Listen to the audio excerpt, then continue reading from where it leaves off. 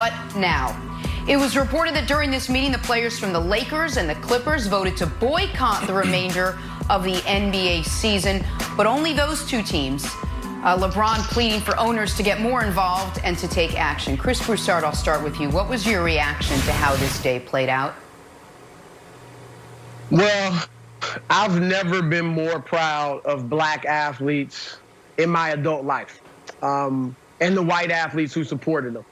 I have longed for the day, looking at the inequalities that face African Americans. I've longed for the day when athletes would use their power and their position on behalf of the masses of black people. And I think that was what was done yesterday. That was what was attempted to be done yesterday. So I have nothing but praise and respect for what these players did.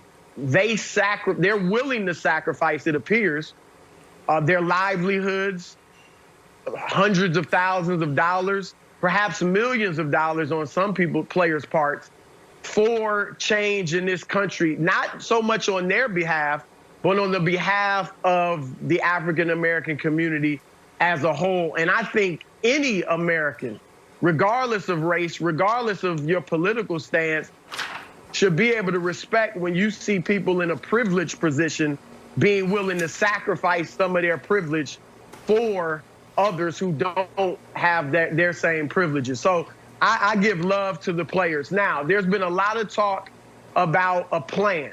I like the fact that the Milwaukee Bucks were on the phone yesterday with Wisconsin legislators, the attorney general, the lieutenant governor, and they were given action steps by those legislators to hold people at every level of government accountable. And they found out that the legislature hadn't even met in months.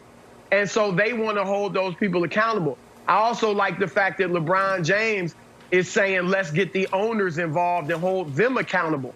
I hope the players are recognizing that these wealthy owners have major reach within society. They can reach out to lawmakers, politicians, police commissioners and chiefs, and get things done. We saw it in the case of Robert Kraft.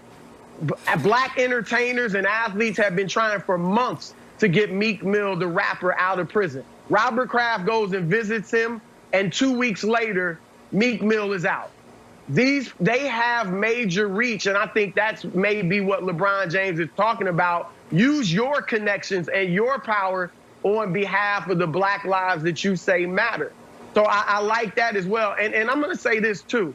Even if there isn't a well-thought-out plan, I still respect these athletes for saying, we are not going to entertain you, meaning white America for the most part, anymore without being fully respected as fellow and equal human beings. There is a long history in this country of blacks entertaining whites, whether it's through singing, dancing, foot races, boxing, wrestling, dating all the way back to slavery. So clearly whites can enjoy African Americans' various talents and gifts and enjoy us entertaining them without respecting us. And I believe that's what these athletes are seeing. They may not be able to put it in the historical terms that I did, but they are saying enough, no more status quo. We will not be entertainers without being respected as human beings. Look, did Muhammad Ali have a plan? No. Muhammad Ali just stood on his convictions. And there were times when even if you don't have a plan, you need to stand up like a man and demand respect on your behalf and behalf of your people. And that's what these athletes are doing. So much respect to them from me. Yeah, Chris, I mean, I can only imagine what these guys are feeling. You know, if you're not in the moment and you're not on that court, it's hard to feel that pressure. Now, I get a sense that some players may feel guilty for playing while black people are being gunned down in the streets by police. I think about just leadership in this moment. I think about the Todd Bowles of the world making quick decisions and the hard decisions fast. I think about Popovich leading with his heart. I think about Coach K actually embracing the uncomfortable. Like, I think about that. Why is it, Chris, that these players have to carry this weight. I don't get it. I don't understand when this is our country's problem. President Trump needs to stand up. President Trump tweet us. President Trump lock arms with us. President Trump march with us. The great leaders in any sport, in any business, in government, in politics, stand with the people.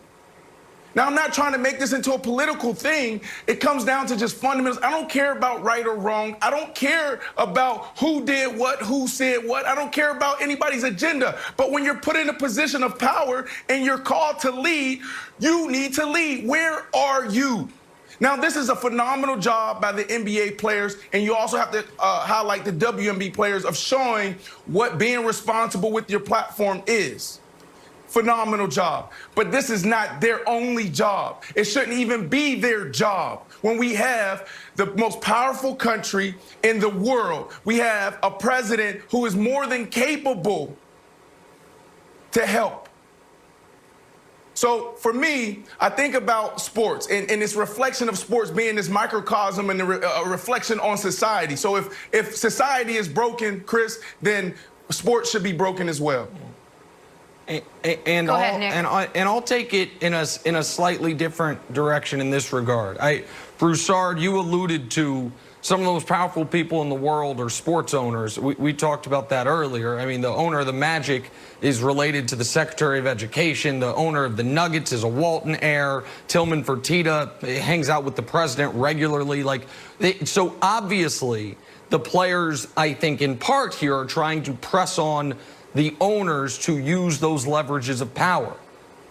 But I also think part of this, and this is where I found myself the last few days, a part of this is just something of feeling broken and so beaten down that you just, at least for a moment, need to stop everything. Because what I do not believe it was simply Jacob Blake being shot 7 times in his back.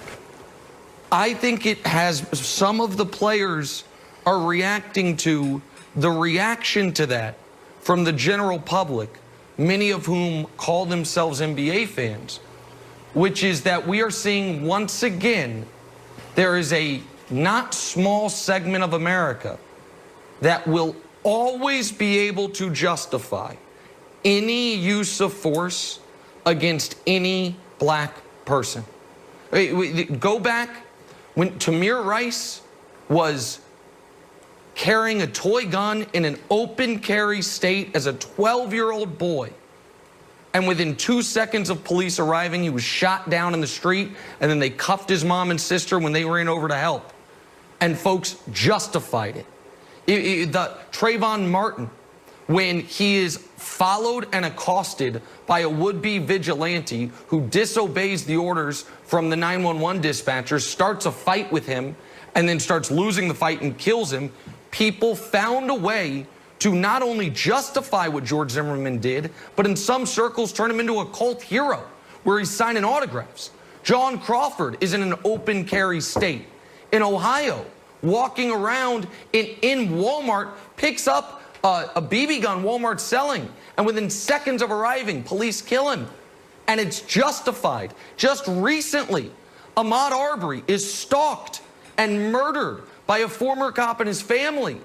And all of a sudden, we find surveillance footage. And it was like, well, what happened there was bad, but George Floyd, we thought that's going to be unjustifiable. Give it 3 weeks. And all of a sudden, folks are equivocating there. And it's already happening with Jacob Blake. I don't give a good damn what his criminal record was. And he had a knife in his car. We got 340 million guns in this country. He had a knife in his car, you put 7 in his back. So the people who are justifying these murders or shootings, the NBA players see it. They're in their mentions. We know that. They interact with the public on the internet the way many of us do. And I think some of them are disgusted by it and sick of it. And to your point, Broussard, I think they recognize you love us as far as we entertain you. And at the moment we stop entertaining you, we stop having any value as people. And if something will happen to us, even on camera, you will almost blindly explain away why we deserved it, had it coming, should have complied, or some other equivocation. And I think for some of these guys and for some of us, it's become too much. And so I think they are trying to affect change, but I also think that for some guys, it's like, you know what? I can't anymore. That's what I think happened with Kenny Smith last night.